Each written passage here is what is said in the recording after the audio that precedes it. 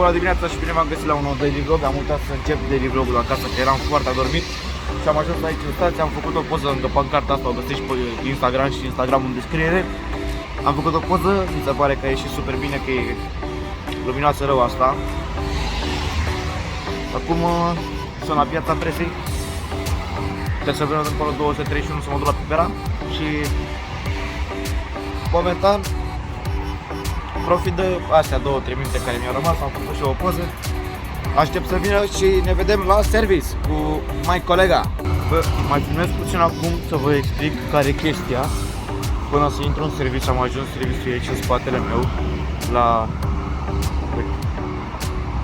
Toyota Nord, Pipera. Chestia e că sunt foarte multe mașini ale clienților și nu am voie să le filmez, să le prind numărul de matriculare. Și sunt foarte multe mașini, deci ar trebui să stau să editez cel puțin 2 ore numai să blurez toate numerele de matriculare. Plus, sunt foarte mulți mecanici care nu vor să fie filmați. Așa că ne auzim noi după ce ies de aici. Aici cu frații mei îmi beau la vața. Ia uite-i pe toți frații mei.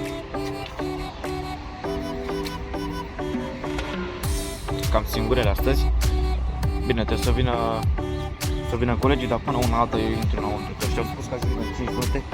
Am fumat 2 țigări și nu a rezolvat nimic. A fost înăuntru, am luat o cafea. Am luat o cafea așa, ca să meargă țigări. Na. Nu merge suc la prima oră, că încă n-am mâncat și nașpa. Hai, ne vedem că se uite ăștia urât. Bă, uite, m-am ajuns acasă și chestia e că n-am mai filmat nimic de când am plecat de la service, pentru că deoarece afară ploua și n-am avut chef să mă filmez pe mine în ploaie. Așa că am rămas să ne vedem acasă, sunt acasă, mă uit puțin pe YouTube. Și pe seară cred că urmează să ieșim pe afară. Acum momentan sunt acasă, afară e urât, e înorat, poate pe seară ies pe afară, dacă nu, asta e, încheiem vlogul foarte supărăcioși. Bă, vlogul ăsta încheie cam aici, adică daily vlogul ăsta, nici n-a fost daily vlog. Am avut o zi chiar, credeți-mă că am avut o zi chiar foarte proastă. Toată ziua ce a fost să fac, am fost dimineața la 5 am plecat la practică, m-am întors la 3 acasă și de la 3 stau în casă, e ora 9 seara. Cred că de 3 ore jumate mă joc FS 22. Băi, mi s-a luat, m-am plictisit. Mâine o să avem o zi puțin mai specială, pentru că adică o să avem ce filma, deoarece dimineața la 5 jumate plecăm la liceu, la practică, la 12 plecăm de la practică la liceu și la liceu vom sta până pe la vreo 4, după care vom veni acasă și de seară ar trebui neapărat să fac niște repetiții pentru colind.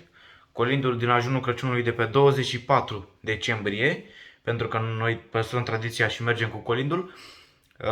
O să facem și repetiții, deci o să avem ce filma. Și plus că de sâmbătă am o surpriză foarte mare pentru voi, încă nu vă spun, o să vedeți sâmbătă.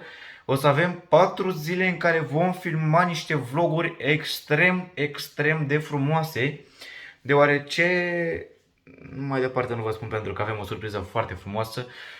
Sâmbătă la ora 1 ne vedem la aeroport, la aeroportul din Otopeni, și o să avem cea mai frumoasă și cel mai frumos invitat acolo și de acolo începe Caterinca. Sâmbătă, duminică, luni și marți o să avem 4 zile pline de distracții. Așa că stați cu ochii pe canal, deoarece vom filma niște vloguri super atrăgătoare, cu super multă caterincă și super multă distracție. Așa că noi ne revedem mâine la un daily vlog, să sperăm că mâine o să iasă ceva mai ok și mai lung. Și să sperăm că nu o să vorbesc doar eu singur pe cameră, o să avem și ceva de filmat. Așa că ne vedem mâine!